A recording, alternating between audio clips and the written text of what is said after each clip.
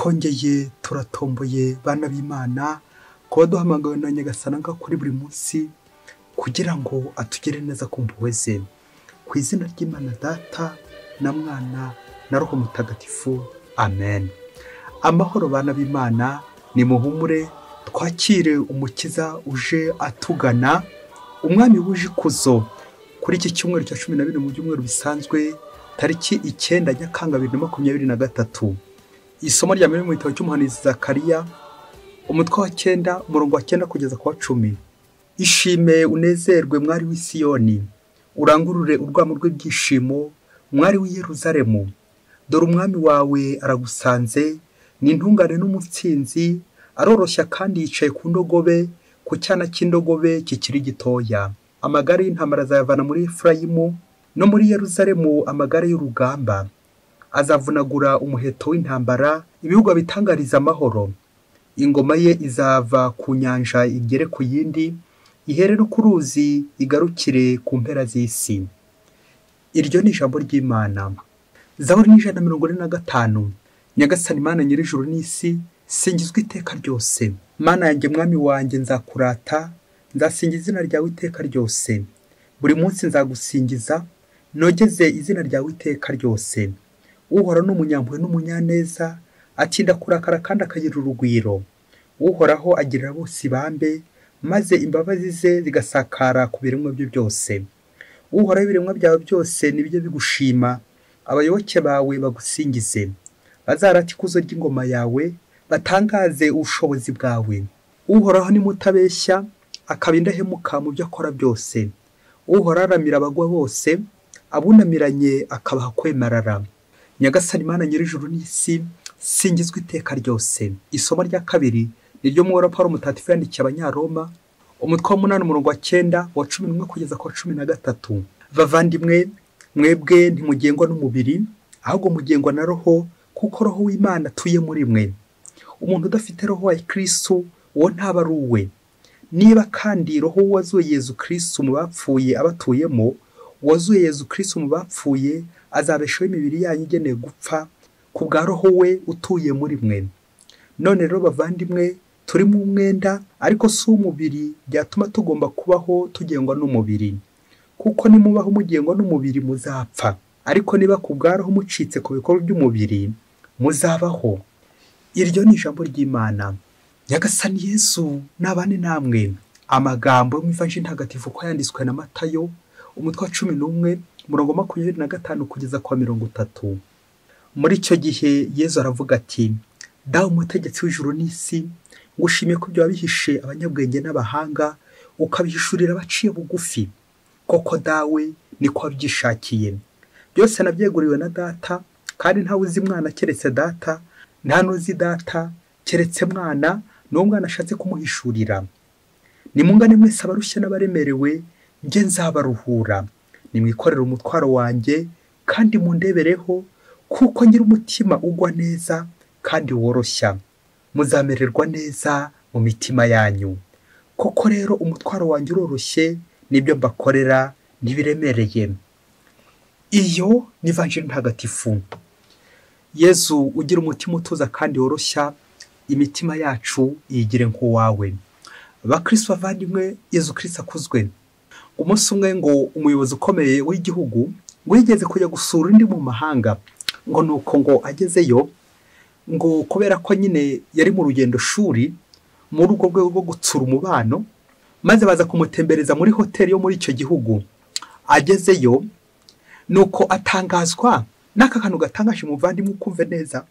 Atangazwa nuko kuri liste ku rutonde rw'imishahara, atangazwa nuko uwakira receptionist customer care umushahara we ukubye inshuro 2 uwa Gerard w'iyo hoteli, ndetse n'abandi bakozi bose bakoramo customer care no barusha umushahara ukomeye cyane. Nuko umuyobozi aratangara bikomeye cyane, atangira kubaza ibyo ari byo, maze yegera perezida mugenzi we amubaza impamvu muri icyo gihugu koko ibyo bintu bimeze bityo. Maze perezida w'icyo gihugu aramubwira ati: umva rero, twebwe muri iki gihugu cyacu customer care koko niyo hembwa benshi cyane ku bandi bakozi bose bakora nyine mu ruganda cyangwa bakora muri hoteli. Kubera iki? Kuko customer care ari wo winjiza amafaranga menshi burya. iyo yakiriye abantu neza barushaho kugenda bagaruka ntago binuba barishima. Naho ubundi iyo bakiriye nabi arazijyana agashinyiriza ntuzongere kumubona, ntazongere kugaruka.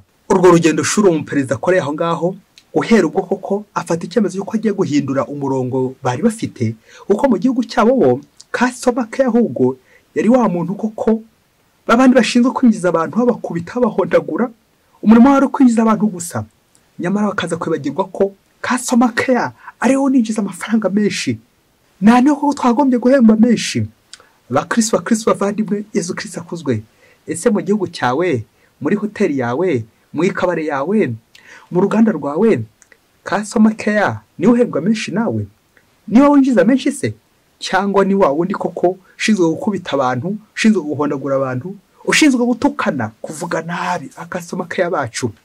Uyu munsi amasomo kizu byacu dutegura aryoshye cyane, ubwo tujya gutondagura inshinga bita kwakira. Birumvikana no kwakira neza nyine. Kugira ngo twinjize menshi biradusaba kwakira neza, kugira ngo twinjize byinshi biradusaba kwakira neza, kugira ngo twinjize ingabire z'Imana nyinshi cyane iwacu biradusaba kwakira neza. Kuko iyo wakiriye neza birangira ko kwakiriye n'Imana. Kwakira neza bagenzi bacu bingana kwakira n'Imana. Iyo nshinga bita recevoir, ikinyuranyo cy'iyo nshinga ni decevoir. Ni bya bindi by'uko nyine iyo hatabaye reception haba hari deception. Twebwe rero uyu munsi turangwa n'ibyishimo by'uko nyine twakiriye abandi neza. Naho iyo utakiriye abandi neza koko ni umururumba, ni umubabaro, n'ibibazo. Iyo nshinga buri wese aze kuva ngazi kwitondagura kandi mu bihe byose. Aba receptioniste aho muri mwese ni mwubahwe, kuko iyo mwakiriye abantu neza koko uruganda rurinjiza. Iyo mwakiriye abantu nabi nanone uruganda rurahomba. Tunajya imbonyijisho ku bantu bakira abandi mu kiliziya, ku nsengero zacu, mu mashuri yacu, mu bitaro, mu nganda zacu. Ese abantu bakira neza cyangwa ubacamo ibice, ukagenda ubagaburamo ibice, ukabakira ufite aho wagamiye? Bizarangira ko kuri guhombya uruganda.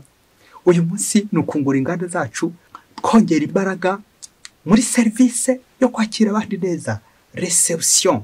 Icyo bidusaba gutondagura iyo nshinga ni ukugira umutima utuza kandi woroshya, nk'uwande nk'uwa Yesu. Turumva mu isomo rya mbere baca amarenga y'umwami w'amahoro uzazagendera ku cyana cy'indogobe. Mu ntambara abami bagendaga ku mafarasi, bigashushanya abantu bakomeye koko bagiye kurwana. Ariko muri iri somo baraca amarenga y'umwami Yesu Kristo, umwami w'amahoro wazagenda ku cyana cy'indogobe. Bigatwibutsa ko ayo mahoro azabazanye umwami w'amahoro. Na niyo mpamvu ko tugomba kumwakira neza iwacu, kuko atuzaniye amahoro. Dore umwami wawe aragusanze, ni intungane n'umutsinzi, aroroshya kandi yicaye ku cyana cy'indogobe, icyana cy'indogobe kikiri gitoya. Amen, amen, amen. Urakoze Yesu kuza udusanga, natwe uduhe kukwakira neza. Imitima yacu irafunguye, ngaho Yesu mwiza yinjira kugira ngo ugwize amahoro iwacu n'ibyishimo. Ngo umutima mwiza ushobora gusingiza Imana koko, ibisingizo bikagera ku Mana, wa mutima uzi kwakira Imana neza. Umutima w'impuhwe ushobora kwakira Imana, kuko n'umbibaza buri koko atabimye ko bitwibutsa. Nyagasani Imana nyir'ijuru n'isi, singizwe iteka ryose. Paulo mutagatifu mu isomo rya kabiri araduha inama uko twakwakira koko Imana iwacu. No kugengwa na roho nibyo bizatuma ko twakira Imana. Ubwo yagize ati, bavandimwe mwebwe ntimukigengwa n'umubiri, ahubwo na roho, kuko roho Imana atuye muri mwe. Amen, amen. Iyo uzi kugengwa na roho koko ugira umutima utuza kandi ukoroshya. Iyo uzi kugengwa na roho koko wakira abandi neza, kubera ko nyine ubuzirikana ko baje mu ishusho y'Imana. Buryo umuntu wese yava akagera aremwe mu ishusho y'Imana, kandi yaje kugana koko abaje no mu ishusho y'Imana. Ni ngombwa rero kureka roho igatugenga, kugira ngo koko tubashe kuvumbura uwo muntu uje mu ishusho y'Imana, tubashe kuvumbura uko kw'Imana, tubashe kuvumbura uburyo Imana ije tugana, kuko Imana iza ituza kandi koroshya. Imana ni spirituelle, na niyo mpamvu abayigana nabo bagomba kwa spirituelle. Kugira ngo wakire Imana neza koko biragusaba ko umutima utuza, ukumva ijwi ry'Imana, ukamenya kwakira Imana, ukamenya gushishoza no gufindura Imana ije kugana.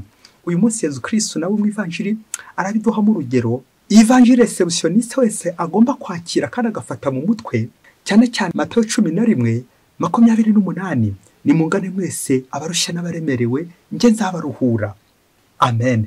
Receptioniste, customer care, uwakira abandi utazi umurongo muri Bibiliya yabakira tese nyine, kuko iyo twicaye ku ntebe za gasutamo, ku ntebe yo kwakira abandi, ni ngaho nyine tuba turi mu cyimbo cy'Imana. Nuko rero Imana ikadusaba kwakira abagenzi bacu baza batugana, tukagaragaza urugwiro, urukundo, kuko Imana idukunda, nabo baje batugana Imana irabakunda. Ikiranga rero uwakira abandi ni umutima wa Yezu Kristo, umutima utuza kandi woroshya. Abantu benshi dukunze kumera nk'aya ntama y'inkunguzi, aho gukurikira umushumba uyigaburira ubwatsi butoshye, ahubwo hitiramo gukurikira mucoma cyangwa kurikira ikirura kiza kuyitapfuna. Na niyo mpamvu Yezu Kristo atugiriye impuhwe uyu munsi, wa mutima wa Yezu Kristo ngo tumugane maze koko atwakire, kandi namara gutwakira natwe twigisha kwakira abandi, kuko nagana Yezu Kristo namara kumubona nanjye ko nkajya kumwereka abandi. Ni nabyo umuhanga yavuze ati ibintu bigenda uko byaje, ibintu bigenda uko byaje wa mubyeyi we. Niba warabonye amafaranga ku buryo budakwiye, n'ubundi azagenda ku buryo budakwiye, ngo ibijya gucika bica amarenga. Nanone n'ibintu warabonye mu buryo bwiza, nanone bizagenda mu buryo bwiza, koko mujyane mu buryo bwiza. Na niyo mpamvu Imana mu kuza munsi ngo tubizirikana mu yori kwigira umuntu kwa jambo, cyane cyane kuri Noheli, Imana yaje munsi inyuze mu mugenzo wo kwicisha bugufi. Aha, kwiyoroshya, Imana ikikonoza mu ikuzo ry'Ubumana kugira ngo isangire natwe kamere muntu. Iyo nzira rero Imana yaciyemo, natwe uyu munsi niyo dusaba gucamo, kugira ngo mu mugenzo wo kwiyoroshya tugana Imana. Niba Imana yaraje munsi inyuze mu mugenzo wo kwiyoroshya, natwe abantu kugira ngo dusange Imana tuzanyura muri uwo mugenzo wo kwiyoroshya, kwicisha bugufi, kuko kugira ngo ubone Imana bigusaba kwicisha bugufi.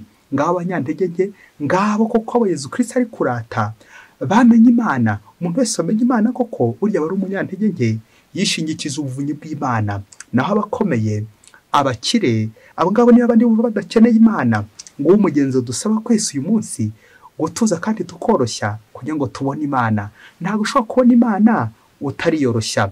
La théologie se fait à genoux, ngo kugira ngo wige Imana, umenye Imana, ubanza gupfukama, ni uguca bugufi, bityo koko ukarangamira Imana, Imana akaba ari ikuzwa. Naho ubundi uri kurega gatuza, aha uri gufata umwanya w'Imana, uba wahindutse ikigirwamana. Uyu munsi rero ni uguca bugufi kugira ngo tubashe kwakira abandi neza. Dutone ngo umunsi umwe hirya kure cyane muri Afurika, ngo mu bitaro bikomeye, ngo bari barashyizeho itegeko ryo gusura abarwayi. Nuko rero isaha yagera bakaba bafunga, ntihagire wongera kuza ngo abe yagemura cyangwa abe yaje kureba umurwayi, usibye gusa muganga cyangwa n'abazanye umurwayi koko ku buryo arembye. Nuko rero ngo umunsi umwe, ngo umugabo umwe ngo aza kuza gusura abarwayi, amasaha yarenze. Uwari uri kwakira receptioniste cyangwa customer care, wandi uri ku rugi nyine ushinzwe gukumira abinjira agakumira n'abasohoka, ngo akanira uwo mugabo, aramubwira ati amasaha yarenze, ntabwo ushobora kwinjira ngano ubwo wagira gute, kubera gahunda afite, kubera isaha mfite, kubera umurimo ushinzwe, ntabwo ushobora kwinjira hanga. Wa mugabo aramutakambira ati nyaboneka mbabarira kuko ninjire, byandenzeho kuko amasaha yangonze kubera ibibazo nahuye nabyo ku rugendo. Wa mu receptioniste aranga yaga kumwakira, nuko arakomeza aratakamba. Bigeze aho ngaho koko amushishikirije, ubanza yarari no kumusunika ngo agende amuvire kuri portail. Wa mugabo n'ikimwaro cyinshi arasohoka aragenda. Ubanza yarazanye n'ingemuye, akomeza kuyikorera, ubundi arasohoka, ubundi koko ntiyinjira, agarukana ingemuye. Ngo wa mugabo ngo abonye koko iyo ngemu atayisubiza ngo bikunde, ngo akaba yarari mu modoka yayisize hakurya. Nuko rero ayireba, ubundi ashyiramo yangemuye, asubirana hahandi ku muryango w'ibitaro. Ahageze babonye ari imodoka yinjiye, wa mu receptioniste agira atya aramukingura aratambuka. Wa mugabo ngo ageze imbere mu bitaro, nuko hamagara wa mu receptioniste aramubwira ati komera, aramusuhuza. Wa receptioniste neza agiye kubona, abona ni wa mugabo bari bari gutongana kuri rwa rugi, yamwangiye kwinjira n'ingemuye. Nuko aramubwira ati wamenye se n'ikindi ngo uyu mugabo wari uzanye ingemu ngo yari nyiri ibitaro nyine niwe wari shefu w'ibi bitaro, ariko kubera ko ngo atari yaje imodoka ntibamwakiriye. Ngaho nawe tekereza iyi seno urigiye kurangira, uyu mukozi wanze gukingurira shebuja ngo kubera ko ataje mu modoka. Mwababyeyi mwe, ubwo rero uyu mugabo akaba yari yarumvise amakuru muri ibi bitaro bye ko iyo utaje mu modoka ngo batakwakira neza, waba ugenza n'amaguru bakabagwa serivisi mbi, bari kugutuka no kugutonganya. Nuko rero ngo umunsi umwe koko nyine nawe aza kugenzura, none bararimukoze nawe barabimukoze. Ngaho nawe tekereza, nyuma y'uko uyu wakira abaza muri ibi bitaro amenye ko uyu nguyu ari bose w'ibi bitaro, ngaho nawe reba uburyo isoni n'ikimwaro bigiye kumukora.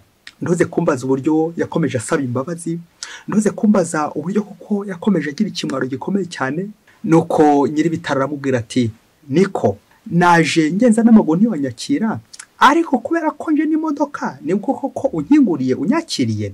Bishatse kuvuga ko wakiriye imodoka atari njye wakiriye. Bakristo bavandimwe, Yesu Kristo akuzwe. Nguko natwe akenshi twakira ibintu aho kwakira abantu, tukakira abaje mu modoka, abategetsi bakomeye. Kubera iki? Cya cyubahiro bafite akaba aricyo twakira gusa, ariko ku mutima bitadufasheho. Nguko akenshi tuzabura Imana abaje gusura abarwayi tukanga kubakira. Wasanga se wa murwayi yaragiye gupfa, wa wundi kuko wari umusuye aje kumuramira, ubu kabugize gutyo ukabawisha abantu ukabagiriye nabi. Kubera iki? Wasanga undi wanze kwakira azanye umuti. Yego koko amategeko washobora kuza mu bitaro hirya, ariko se kuki wakira abo ngabo bakomeye baje aho ngaho baje n'imodoka, ariko wa wundi waje n'amaguru ntumwakire? Akarengane bakristo bavandimwe, akarengane mu kwakira abana b'Imana. Nguko kenshi dukunze kubogama, nguko kenshi twivutse imigisha y'Imana. Nyamara Yesu Kristo umunsi aratubwira ati, babandi bintamenyekana, babandi koko baje n'amaguru, babandi koko babakene, babandi batagira kivurira, batagira kivugirwa, abo ngabo nibo Yesu Kristo koko ari gushima uyu munsi. Nibo Yesu Kristo ari gushimira Imana Data. Naho wowe niho gusa kwakira abantu bakomeye bari ku rwego rwawe, akabya bindi ngo amaboko atareshya nyine ngo ntaramukanya. Aha bizarangira ko kubuza imigisha y'Imana, bizarangira koko abantu utabakire neza, kandi aribo bazanaguha n'ibintu. Ubuntu bw'Imana ukabura bubuze, bikarangira koko bashobora gukwirukana, bikarangira koko nirinze kuvuga ko utari gukorera umuriro gahoro. Ariko se nanone mubyeyi, kwakira abantu kubera ko bafite ikintu bagiye kuduha, kwakira abantu kubera ko tubona ko bafite icyubahiro, ubutegetsi. Aha umunsi ubwo ubutegetsi bwarangiye uzakomeza kubakira. Umunsi ibintu baguhaga byarangiye, aho nanone uzakomeza kubakira. Nguko uko ushaka kwakira abaje mu ndege, abaje mu modoka, abaje ku buryo bukomeye cyane, ukaza kwibagira ko Yesu we agenza amaguru. Yesu Kristo yambara rugabire akagenza n'amaguru. Wowe rero wamubona ukamuciraho, wowe wamubona ukamutuka, wowe wamubona ukamutonganya, wowe wamubona ukamusunika akaba yagwa hirya akagwa hanze y'igipangu. Yesu Kristo aza mu ishusho y'abaciye bugufi. Ndagushimira dawe mutegetsi w'ijuru n'isi, kuko ibi wabihisha abanyabwenge n'abahanga ukabihishura bintamenyekana. Amen. Yesu Kristo aza buri gihe mu ishusho y'abakene, akaza buri gihe mu ishusho y'abantu bakeneye ubufasha. Aha nguko uko Imana atari ikimanuka, nabo baciye bugufi, abanyantege nke, uwabuze icyo kurya ugomba kugihereza. Uwo nguwo ukeneye ubufasha, ukeneye kumusura, ukeneye kumugeraho, ukeneye kumugira inama, nta buryo uzabigeraho niba utazi gutondagura iyo nshinga yo kwakira, recevoir. Mu gihe utakiriye abandi neza, bizarangira nyine koko birangira muri deception. Nuko cyari reception kigahinduka deception. Nibwo bizarangira baba receptioniste bacu ba customer care babirukanye. Kubera iki? Ntabwo nyine umenye kwakira bose ko bikwiye. Uko niko tubura Imana benshi, kubera ko Imana yaje ku buryo bworoheje, turayihunze, turayirukanye mu bitaro byacu kandi ije gutuvura.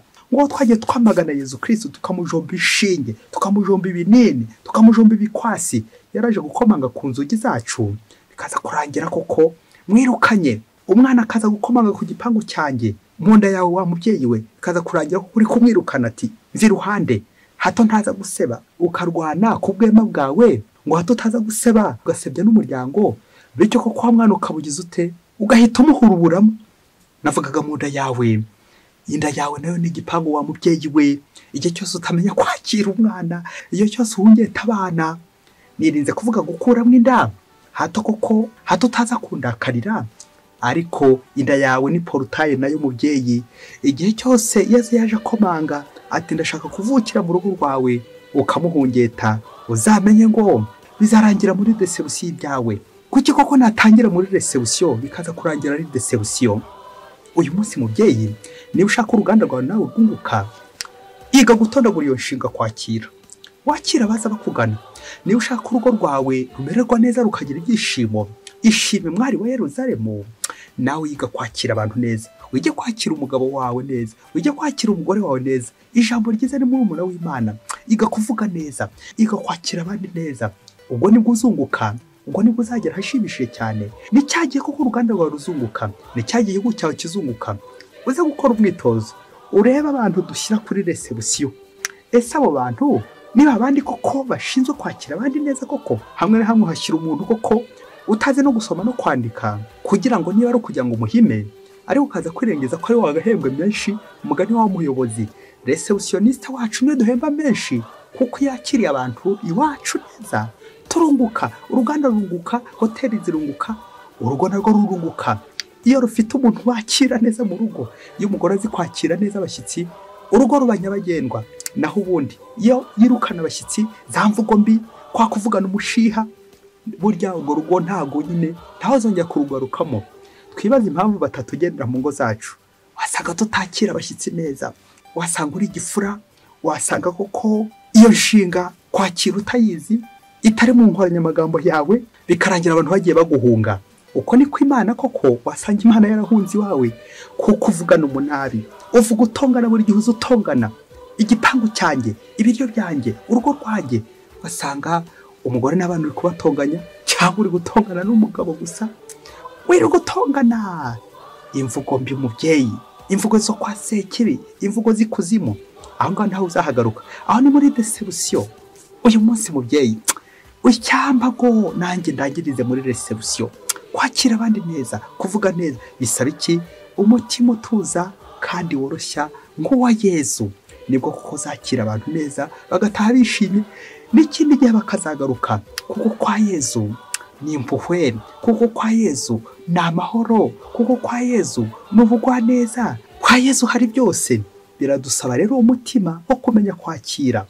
Reception. Uyu munsi wongerewe ku gipangu cyawe, urebe receptioniste ufite uko ameze. Burya wasanga ajya kuryama ku maso agakwakira nyine ko kuri bose, ariko igihe uhinduye nk'umucakara umukozi, uzarebe ujya gukubita ibipfunsi, uzarebe gukubita ingumi, uzi ko yanakwica urebye nabi. Wasanga ko kwereka umutima w'inyuma akarimi karyohereye, ariko uzarebe uko yakira abandi batari wowe, abandi baciye bugufi. Aha, niba atazi kwakira abaciye bugufi, ujye umenya uti ndi guhomba, uruganda rwawe ruri guhomba, urugo rwawe ruri guhomba. Twige kwakira abantu baciye bugufi wacu. Nicyo Yesu Kristo adusaba kuri iki cyumweru. Ngaho mutegetsi w'ijuru n'isi, mushimiye ko ibyo abisha abanyabwenge n'abahanga, ariko ukabihishurira intamenyekana. Mwese bifurije icyumweru cyiza. Buri wese ahari yakire mugenzi we mu ntege nke, mu bibazo. Twige kwakira bagenzi bacu neza kubera Imana. Mwese Imana ibaha umugisha. Imana Data na Mwana na Roho Mutagatifu. Amen. Padiri Masumbuko Ladislas wa Diocese ya Cyangugu.